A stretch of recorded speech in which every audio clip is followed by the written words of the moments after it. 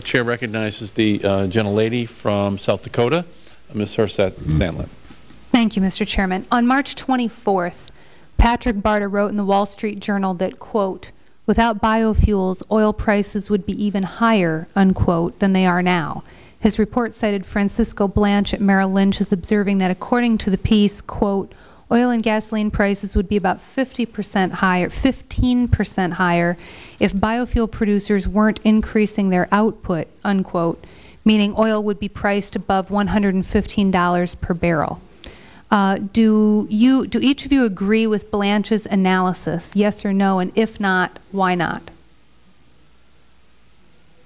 I think there's an argument there. Roughly 5% of liquid fuels is now ethanol in this country, some small amounts of biodiesel. I think there would be some impact, but I don't know that it would be 15%. I think any amount of additional energy in the world will directionally lower prices. So more oil would lower prices, more gas would lower prices, more coal, more biofuels. So I have no doubt that it has some marginal effect. I'd be very surprised if it's as big as you suggest. Certainly directionally, I would agree. That's why we need all forms of energy. And I would agree. I would just point out, I think you've got to look at the cost associated with producing biofuels versus gasoline out of crude.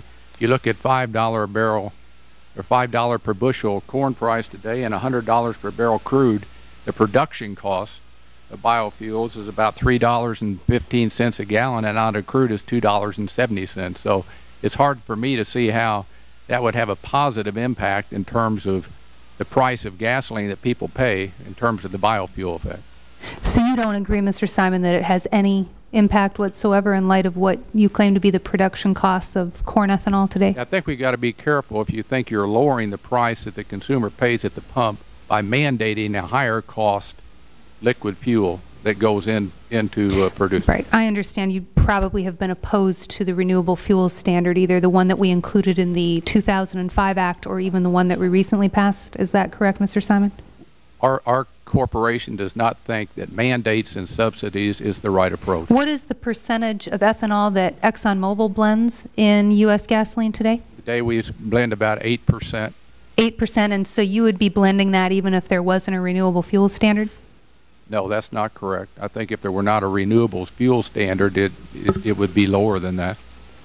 And do any of your companies support higher ethanol blends beyond E10 in light of recent studies that suggest a blend of 20% and even 30% ethanol increase fuel efficiency and do not pose any types of damage, corrosive damage to the vehicles as some have suggested?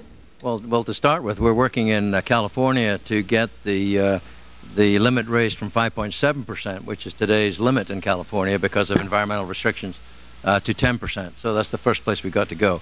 I do believe that going over 10% in the nation would stretch the food system to the point that you don't want to go any further. So we have to be working on second generation ethanol from cellulosic conversion, and we're working as hard as we know how to generate that kind of technology and produce that kind of stuff. So going beyond 10% across the country would not work in today's environment. You mentioned the impact on food prices, and I think that there was perhaps some suggestion of this, Mr. Simon, in a comment you made in your opening statement about developing alternative fuels and leading to unintended consequences. Okay. Do any of you have any independent analysis that you can share with the committee that it has been the cost of the price per bushel of corn or wheat that has directly led to the increase in food prices and what percentage that constitutes versus energy costs associated with processing or transporting the food? I do not, that I'm aware of.